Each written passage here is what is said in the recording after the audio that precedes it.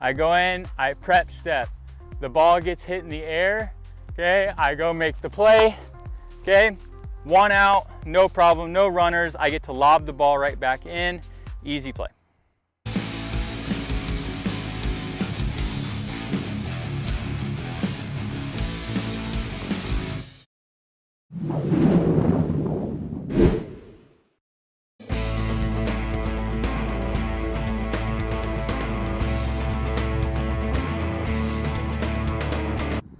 A big part of what makes big leaguers is that they take care of the small things and they practice them every single day.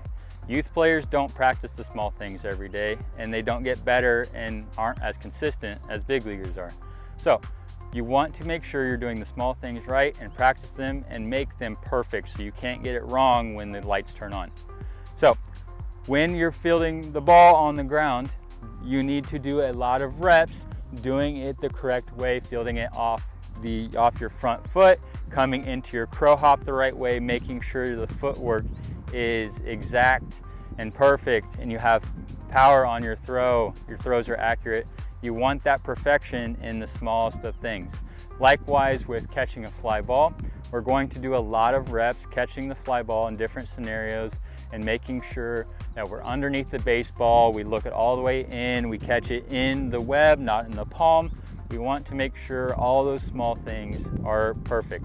So if you are going to plan on turning your body to catch the ball, to be faster to throw him out, you need to make sure you're making those catches and those plays in practice, in different winds, in different sun conditions. So when it's game time, you're not worried about where your body is, you're worried about making the play.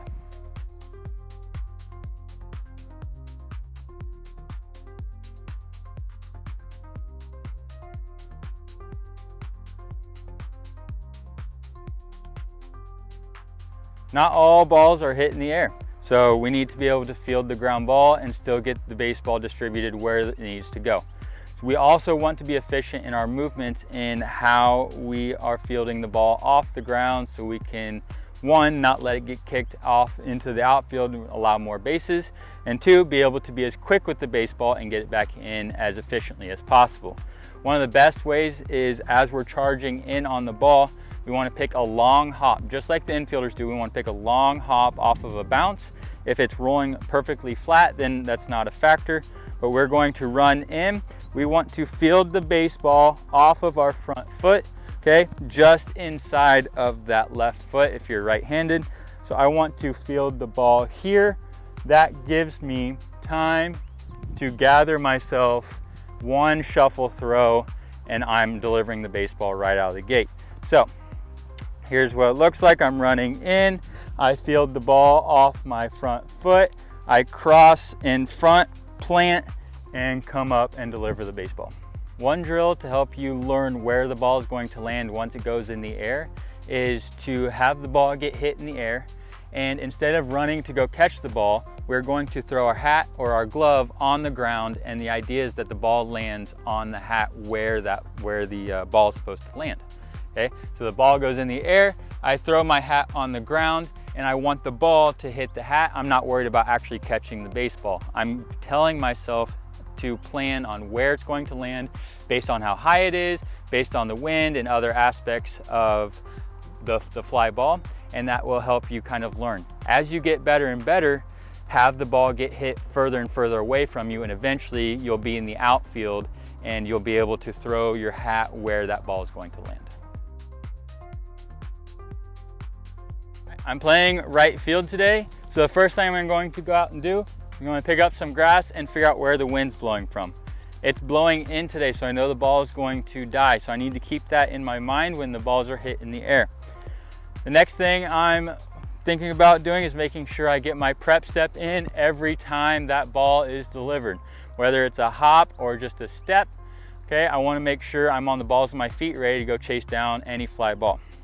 The other thing I need to make sure is I got my foot angled so that I can go make a play deep in the gap.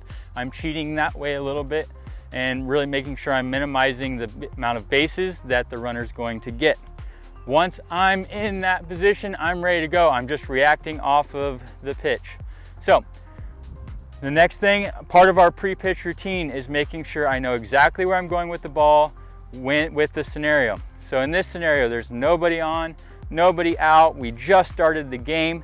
So I'm not worried too much about base runners and all that. I need to make sure I go catch the baseball and make sure he doesn't run too far. So I go in, I prep step. The ball gets hit in the air, okay? I go make the play, okay? 1 out, no problem, no runners. I get to lob the ball right back in, easy play. Now we're later in the game and the scenarios change. We have a guy on second base. Our team is winning by 1, last inning. Okay, the runner on second base is the tying run. Okay, he is very, very important. We are not allowing him to score. The play is at home plate. All right, so if we have any chance to throw him out at home plate, that's where we're going with the baseball. Okay, so I need to be prepared to come up as quick as I can, deliver a strike to the catcher if the ball's hit to me. Now in contrast, if the ball is hit deep in the gap or way away from me where I can't make a play, my job's to keep the batter off of second base, because now we don't want the winning run in scoring position. So same scenario, I'm doing everything that I normally do with my prep step. I know where I'm going with the baseball. I prep step, the ball gets hit.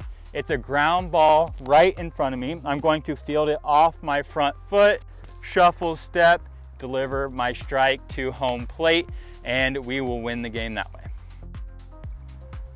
All right, moving over to center field, it's going to be slightly different, but largely the same. So in center field, we're probably going to land more square because we need to be able to cover left and right gaps.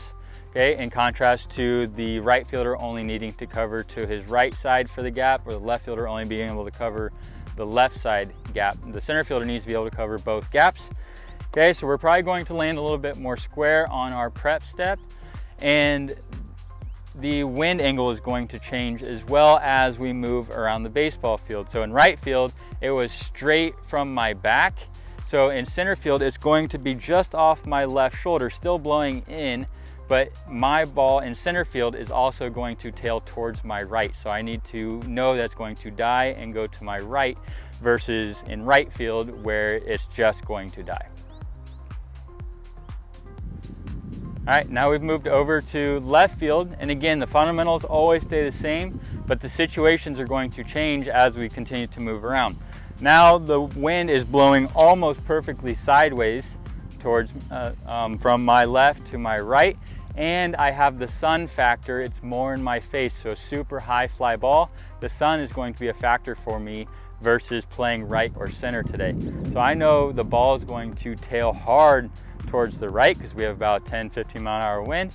The sun's going to be a factor, and my stance is going to be open a little bit towards my left on my prep step. And those are the big differences in left field today.